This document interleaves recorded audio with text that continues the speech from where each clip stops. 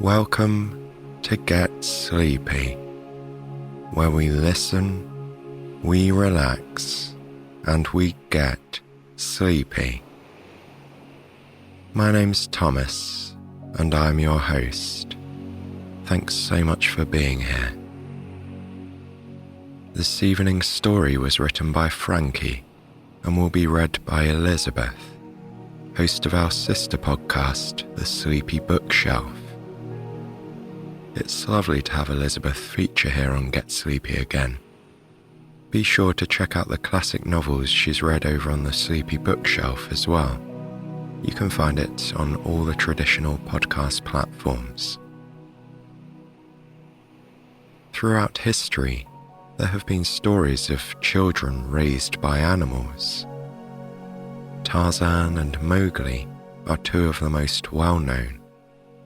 But Atalanta, a character from ancient Greek mythology, was the first. Tonight we'll learn about Atalanta's childhood in the wilderness, raised by both wolves and bears. We'll then follow her integration into civilization and her devotion to the goddess Artemis. Artemis was the Greek goddess of the moon. So let's take a few moments to infuse ourselves with the calming energy of that celestial body. Ensure you're nice and comfortable, and then close your eyes. Imagine a cool, silvery light spread gently over your body like a soft blanket. Where it touches you, tension evaporates from your muscles, leaving only a deep sense of peace and relaxation.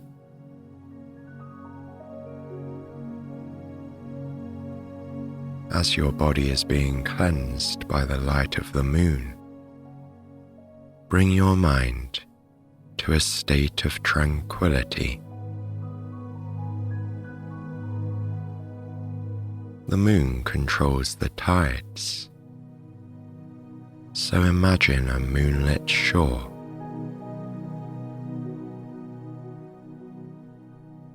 The same silvery light reflects off the water as it gently laps against the beach. Allow the ebb and flow of the tide to wash away any worries.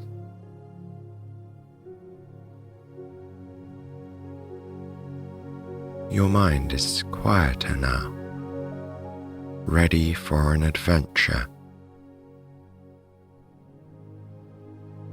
Slowly allow the beach to dissolve and imagine a sun-dappled glade deep in a green forest. Forests and the wilderness are also sacred to the goddess Artemis. She watches over a very special bundle of blankets in a woven basket, sitting in the long grass. This is where our story begins.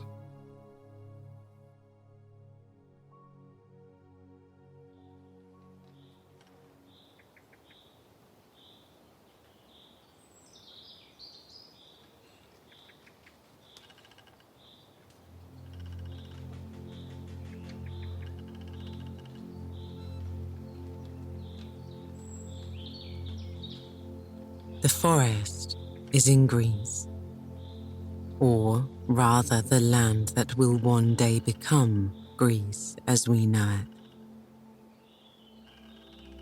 Many hundreds of years earlier, before the various city-states of this land will come together as one united country. There is this wild and untamed forest. The ancient world is filled with beasts like dragons, the fearsome chimera, and the legendary sphinx. It is a land where great bulls burst forth from the sea and huge boars run wild across fields and farms. It is a place where truly incredible things happen. Now the calm of the forest is broken by the strange sounds made by an even stranger creature. The animals of this forest are perplexed and wary of the little creature in the basket.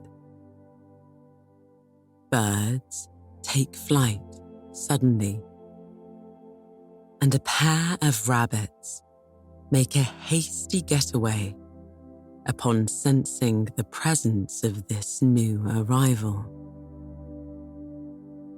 The story of this remarkable being might have ended here if a she-bear had not taken this very moment to wander into the glade. She is on the search for sustenance after a long hibernation. The bear sniffles around in the undergrowth at the edge of the glade for several long moments.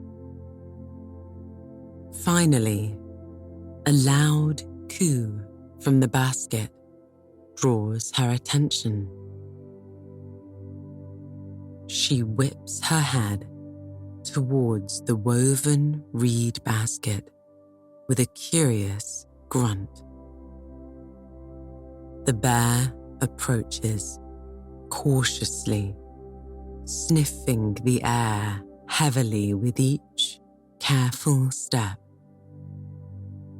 A small hand grasps the edge of the basket, taking the bear by surprise. She regains her courage quickly, however. Whatever this strange creature is, she surely need not be afraid. It is obviously very small, after all. Poking her brown snout over the edge of the basket, the bear comes face to face with a baby girl. The girl blinks up at the bear before bursting into a cascade of laughter and giggles. The bear, unsure how to respond, sniffs the baby intently. It's rare to see a human this deep into the wilderness. Again, the little girl giggles at her new friend. The bear, her investigation complete, tries to pull her head out of the basket. The baby, however, has other plans. She reaches out two soft hands and grasps the bear by its velvety ears with a firm but gentle grip.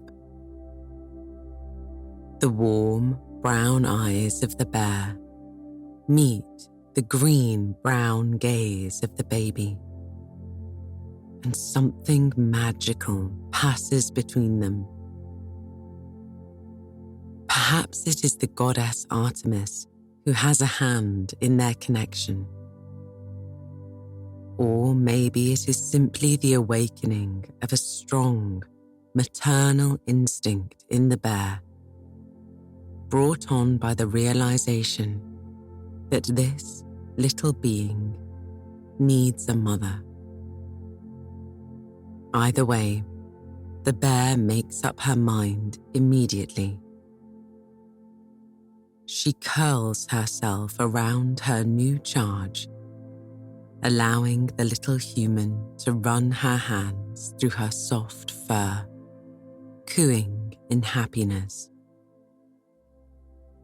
The bear helps the baby wrestle free of the basket and the blanket that is woven around her, allowing the little girl to crawl freely in the grass. She smiles and giggles at nearly everything. The way the grass waves in the breeze, the fluttering of butterflies, even the flight of birds across the blue sky brings her joy.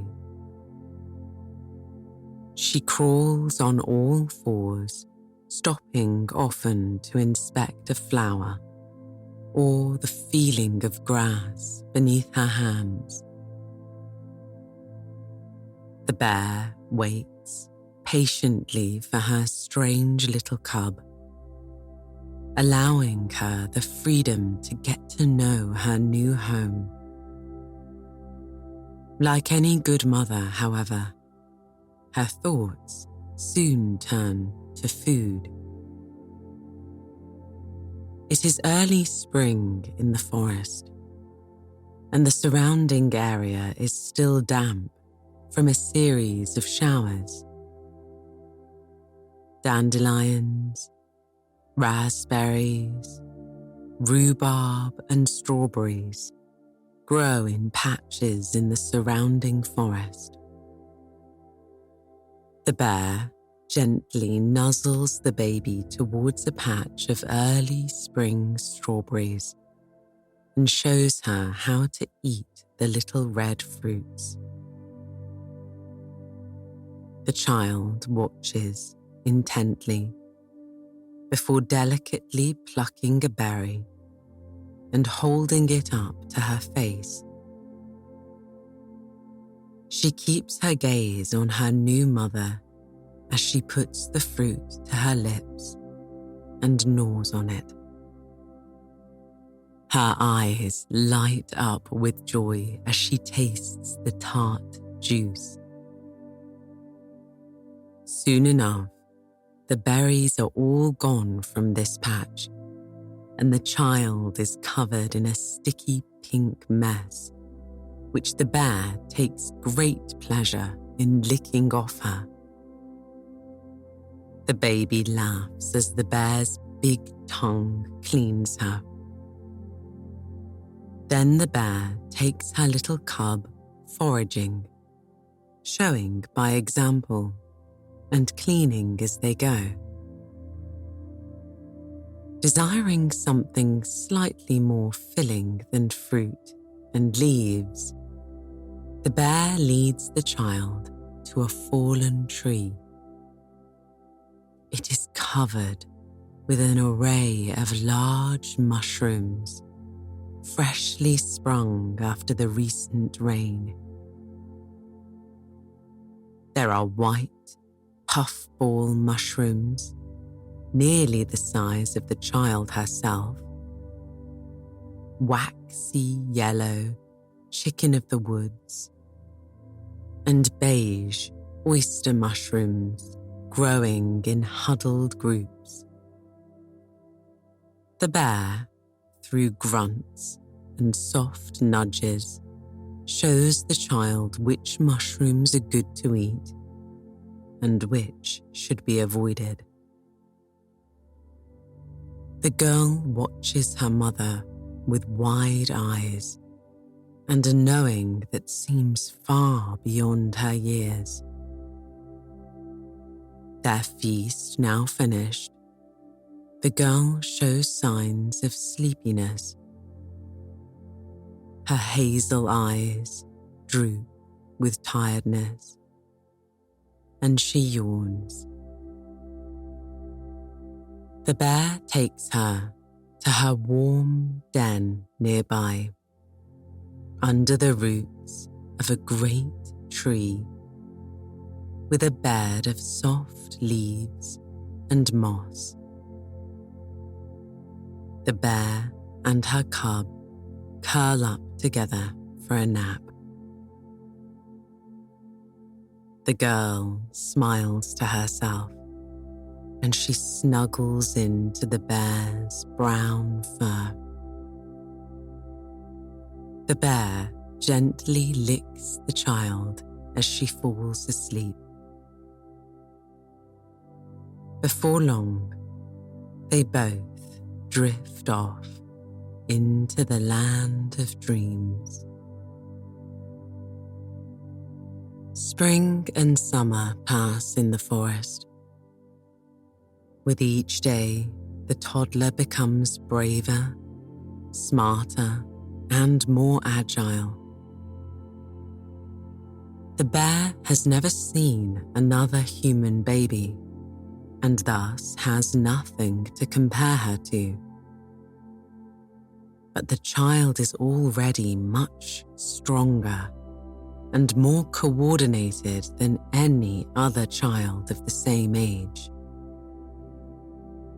She mostly crawls from here to there, but she has also started pulling herself up on rocks and logs after seeing her mother bear stand on 2 feet to itch her back on a tree. The little human is a never-ending source of curiosity and laughter. She inspects everything she comes across, as if her thirst for life cannot be quenched. Within a few short months, she has become as natural a part of the forest as any plant or animal. The other creatures of the forest have become accustomed to the child's presence. She chases the baby bunnies around the meadow, attempting to replicate their bouncing and jumping. She babbles at the ravens, laughing at their cawing responses, as if she knows what the birds are saying. One of her favorite evening occupations is to mimic the sounds of the frogs in the creek nearby as they release their croaky serenades to the sunset sky. Autumn draws near, prompting the bear to spend more time finding food and preparing for a long hibernation. She suspects, however, that her tiny charge does not sleep all winter the same way she does. This preys on her mind as she watches the child play and eat and laugh her way through the last days of summer. It is not until a chance meeting with another forest resident that the bear comes up with a solution for her strange cub. At the foot of a nearby hill lives a small wolf pack. The bear has a friendly and respectful relationship with her neighbors, but now she needs a favor from them.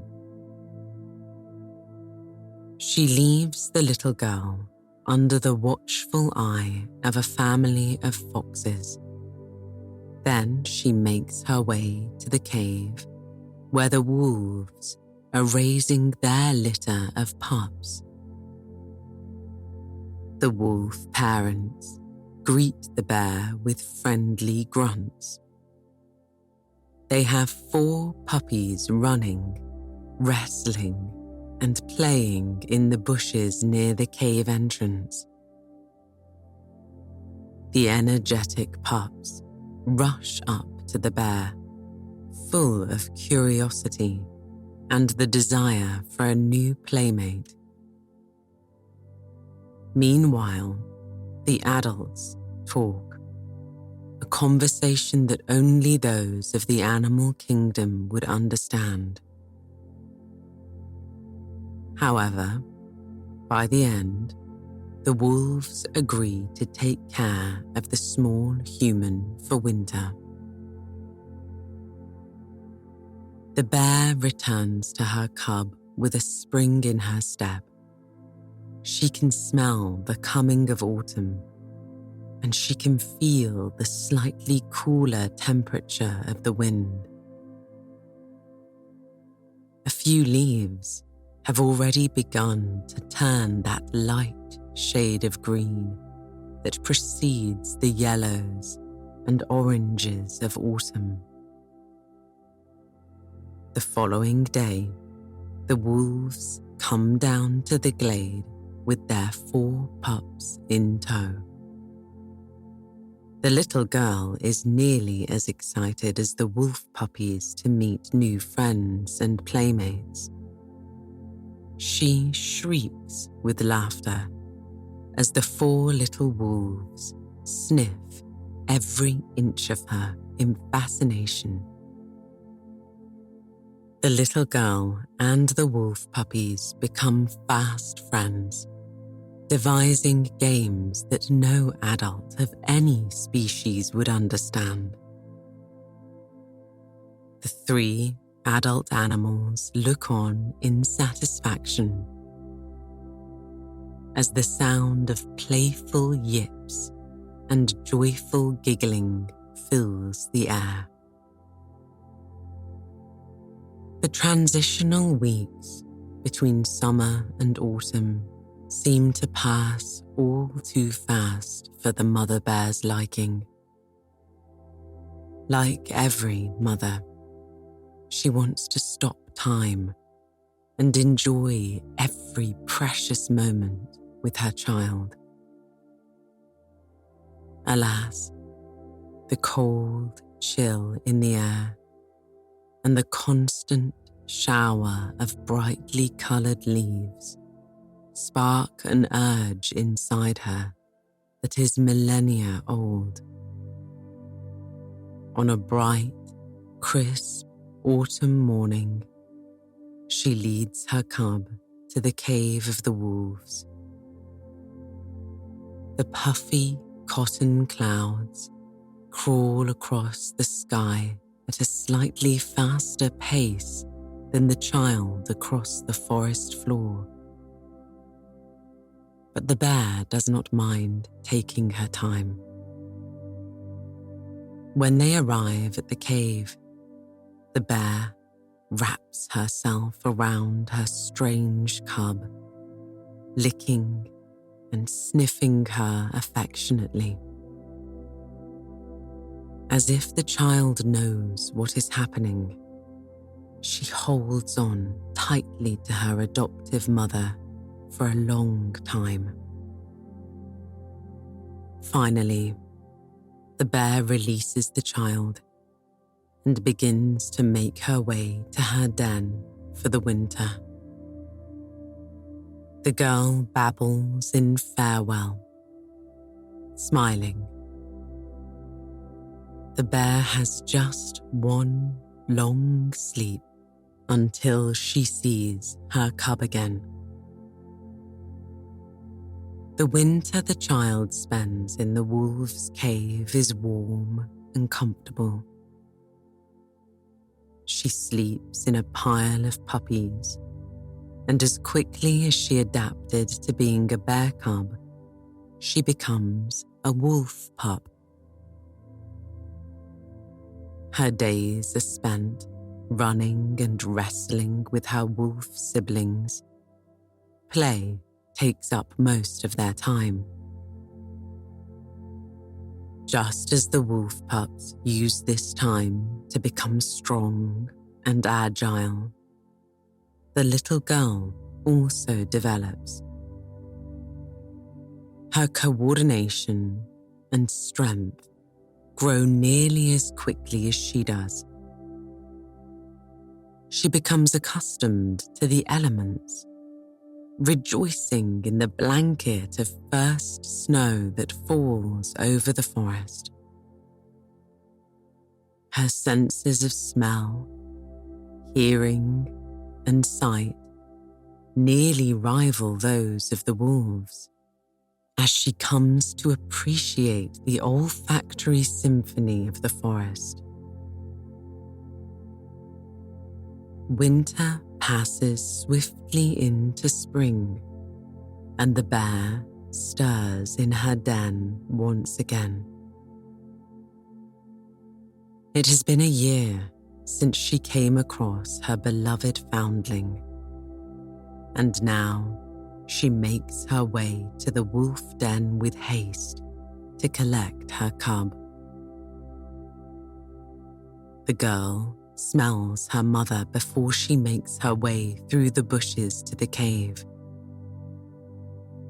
The bear has barely a glance of hazel eyes and auburn hair rushing towards her before her human cub catapults into her like a whirlwind of love.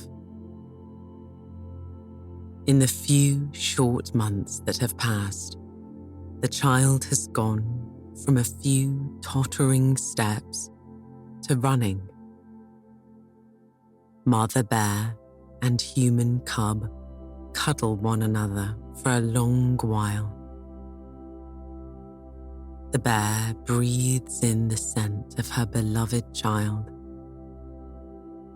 She smells like the pine trees, the spring breeze, the first wildflowers, and wolf cubs.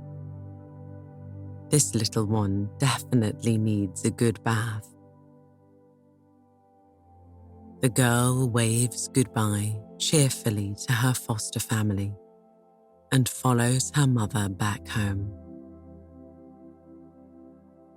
The years pass by in this happy manner. Soon it is apparent that the girl's wild upbringing is helping her to become a remarkable child.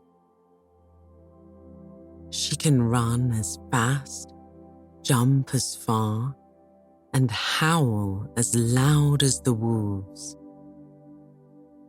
They howl together under the moon, sending up their primal prayers to Artemis, the wild goddess of the hunt and the moon. She knows how to communicate with every animal in the forest. The girl grows up tall, hardy, and powerful.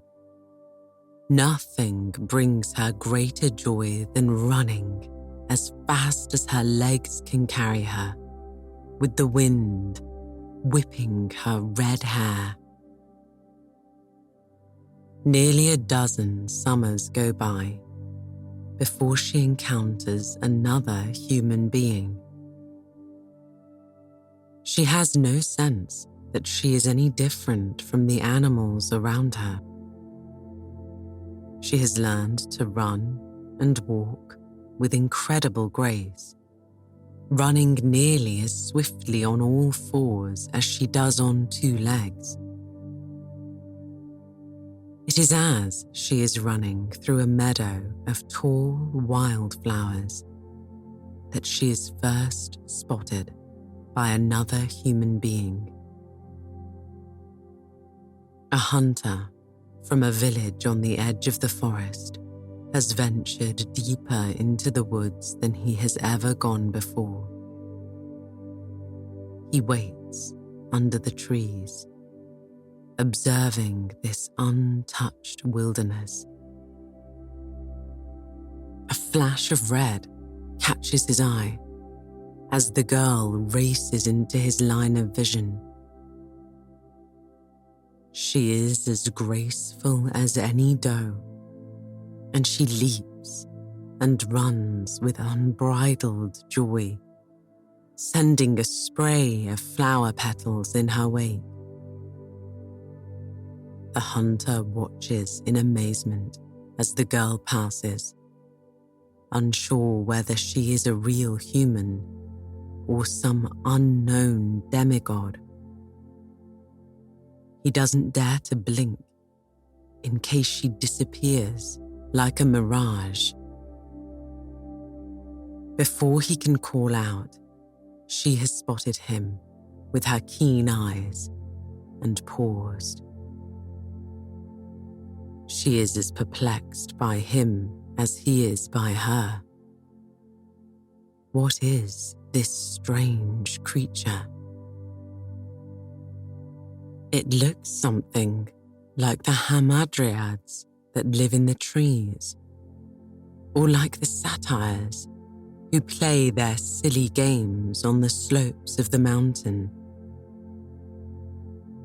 She stares at him, and he feels pinned to the spot by this strange child.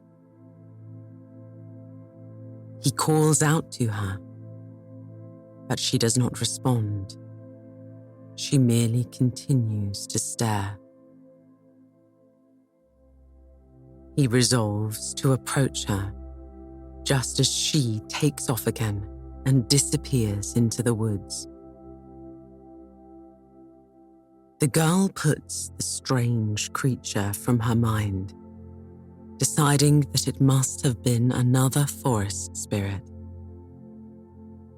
The hunter, however, upon his return home, tells anyone who will listen about the strange child in the woods.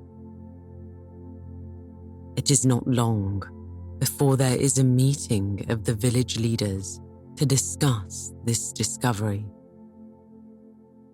They question the hunter in detail and decide it is their duty to find this girl. A childhood in the wilderness is all very well, but as she grows into adulthood, she needs to be in the company of her own kind. They discuss the matter late into the night and decide to send an expedition, including the hunter and several women from the village. The priestess from the local temple of Artemis volunteers to go, having heard a voice in her head urging her to take part. The villagers disperse after the evening's meeting, pouring from the village square into their various homes. The priestess of Artemis walks by herself towards the temple, which sits on the little hill overlooking the village. It is tucked into a grove of cypress trees on the edge of the forest. As she walks, the full moon bursts forth from behind a few wispy clouds and covers her in its pure light.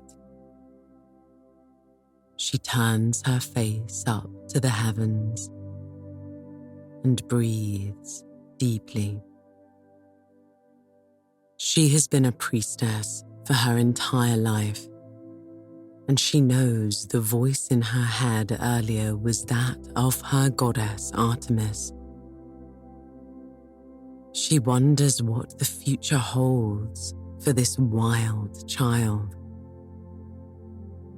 The priestess reaches the steps of her temple and turns back to look at the village.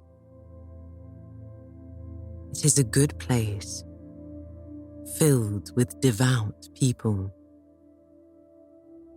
They have a strong respect for the forest, which makes them favored by Artemis. The priestess has no doubt that it will be a good place for this child to grow into womanhood and learn of her own kind She smiles to herself as she inspects the night sky. The wisps of clouds are painted silver by the moon's light. They drift across the royal purple sky, punctuated by the bright points of the stars. The priestess takes a few moments to appreciate the glory of the moon shining down upon her before she turns into her temple. She knows that tomorrow will be a remarkable day. In the morning, the girl in the forest wakes up with the sun. She lives like the animals do, sleeping some hours at night and some hours during the hottest part of the day. She snuggles closer to her bear mother, who grunts sleepily. The girl then climbs out of their den and sniffs the air. She smells the wolves in the cave not yet up. She smells the foxes, rabbits, quail, and other residents of the forest. The girl also senses something in the air.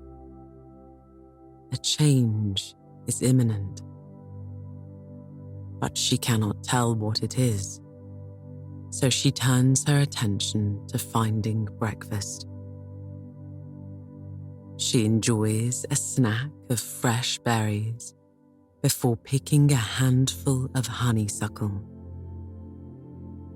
She sucks out the sweet juices from the flowers as she wanders through the sun-dappled forest.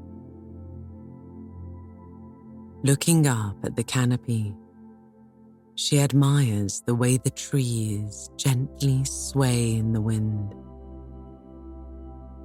Something about their graceful movement reminds her of breathing. She is a child of the wilderness, and she knows that every piece of it is alive. The girl leaps over a clear stream with its musical bubbling. She stoops to watch the tadpoles dart here and there in the shallows, out of the main force of the water's flow. She smiles as she dips a finger into the cool water, and they speed away into secret hiding spots. The girl continues on her journey, following a mysterious urge inside her. It leads her to a grassy clearing.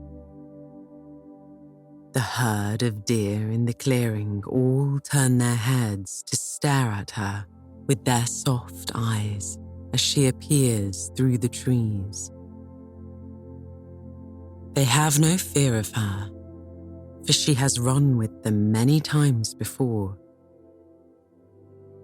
She runs a hand over the flanks of a particularly beautiful doe. The maned stag, resplendent in his antlers, starts to move on, and the herd follows. He starts off with a soft trot before slowly building into a run. The girl and the herd follow his lead. Before long, she is at the front of the group with the stag, leading the rest of the herd. She has no direction in mind, but simply savors the joy and the challenge of the run. Here, once again, Artemis plays a hand. She guides the deer to a spot near a fast river where the group of villagers are taking a break from their searching. While the hunter and the other women busy themselves with passing around bread and cheese, the priestess turns her eyes to the forest. She watches, waiting for a sign from her goddess. Suddenly, the herd and the girl burst from the forest farther up the river. The villagers watch in amazement as they all cross the river with a single graceful leap. Before the animals and the child can disappear, the priestess calls out, drawing the attention of the girl. She allows the deer to continue on without her, stopping dead in her tracks to inspect the strangers. There are more of these beings than she thought. Having never seen herself, except in the rippling reflection of running water, she does not know that they are more like her than the deer. Her eyes fall on the priestess, and she feels herself drawn to the woman. The other villagers, sensing their place, stay back and silent as the child approaches the priestess. She stops before her and stares at her in obvious curiosity. The priestess smiles down at the wild child, who smiles back and laughs. The priestess reaches out a hand, which the girl inspects. She holds out her own, suddenly realizing that they are the same. This child has been raised by animals, so she sniffs the priestess. The woman smells like lavender and a host of other things she does not know, like the smoke of a fireplace and freshly baked bread. From deep inside, the girl feels the urge to go with these people.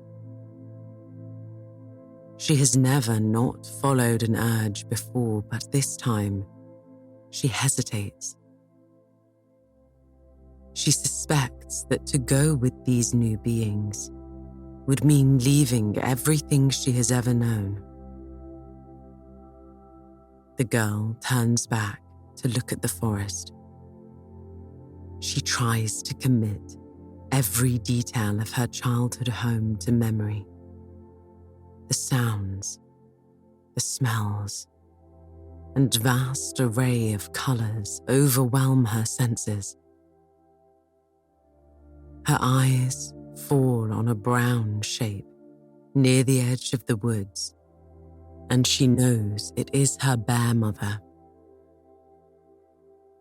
The hunter spots the bear as well and rushes to raise his bow. But then the girl turns her gaze to him and he freezes. He places his bow on the ground, though he doesn't know why. The girl turns back to the forest and races to her bear. She throws herself into the warm brown fur that has guarded, loved, and raised her for years. The bear, for her part, always knew this day would come. Her strange cub is nearly grown and must go out on her own. It is the way of all young creatures. She licks the girl's face and nudges her back towards the villagers. They lock eyes one last time, before the girl turns towards her new life. The villagers and the priestess discuss what to call the girl as they make their way back home. They are as curious about her as she is about them. She is tall and muscular, standing taller than many boys her age in the village. The villagers land on the name Atalanta. The priestess says the name slowly, rolling the sounds over her tongue so the girl can repeat it. Atalanta tastes her name the way she tastes the wind on a crisp autumn morning. She smiles and repeats it over again. Atalanta. Upon arriving in the village, the other residents gather to greet Atalanta. They give her gifts such as clothes, food, and trinkets. Though she does not understand the uses of many of their gifts, she is immediately filled with the warm glow of belonging. The villagers grasp her hand or shoulder in welcome, smiling and greeting her. She repeats her name back to each one. Atalanta. The priestess has been chosen to look after Atalanta. Once the welcomes have died down, she leads her away from the main square towards the temple. She can see that while Atalanta is excited by the new experience, it is becoming slightly overwhelming. The temple is a place of quiet repose and peace. As they walk towards the marble building, Atalanta is overcome with a new feeling. Once again, she becomes aware of the voice in her head, drawing her up the stairs and through the building. She marvels at the statues and mosaics of a strong female figure. The woman is always portrayed in the wilds, with animals running at her side and a full moon above her head. The priestess watches Atalanta as the girl traces her fingers lightly over a mosaic of Artemis, running with a herd of deer.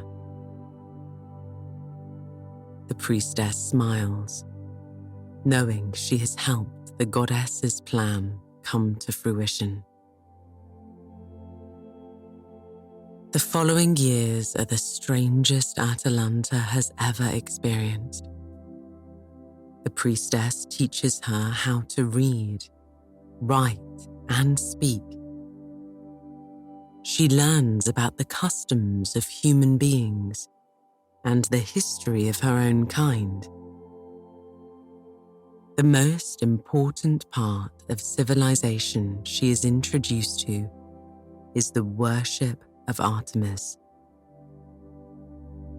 Now a young woman, Atalanta devotes herself entirely to the goddess.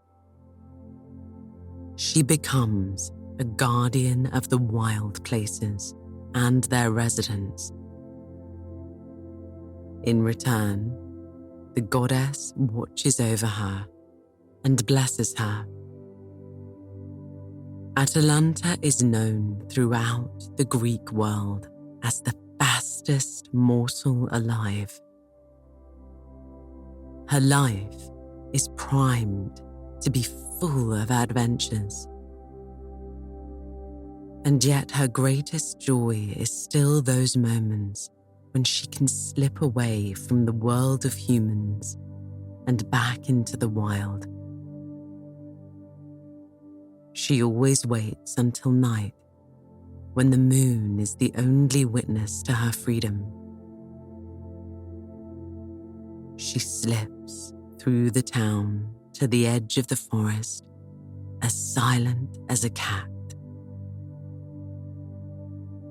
Once she reaches the trees, she slips off her sandals and takes a moment to let her feet reconnect with the earth. She has learned over the years that the earth is called Gaia and that she is the mother of everything in existence. Atalanta closes her eyes and focuses on the cool earth beneath her. She breathes deeply, inhaling the scents of the wild world and allowing them to paint her mind like a colourful tapestry. The wolves are out tonight. She can smell them. And there is another scent on the wind, one that's comforting and strong. Atalanta sets off at a run. Her powerful legs drive her through the forest, though she makes almost no noise. Her body becomes dappled in silver moonlight as the moon shines through the canopy. With every footfall, the warm bubbling of joy rises in her chest. At the edge of a clearing, she catches a blur beside her and notices the wolf pack keeping pace.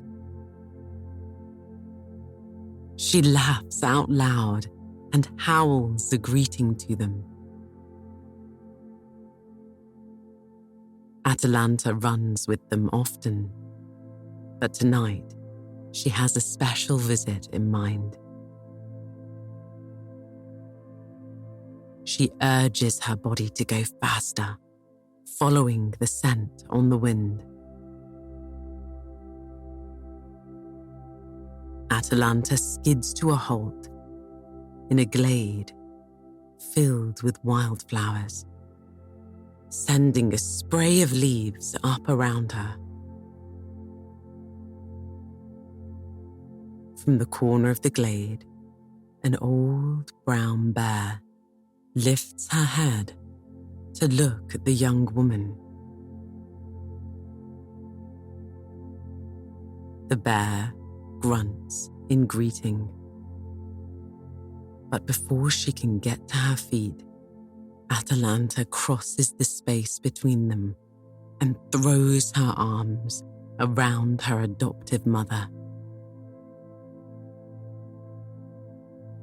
Woman and bear sit curled around one another, bathed in the light of the moon and basking in shared love.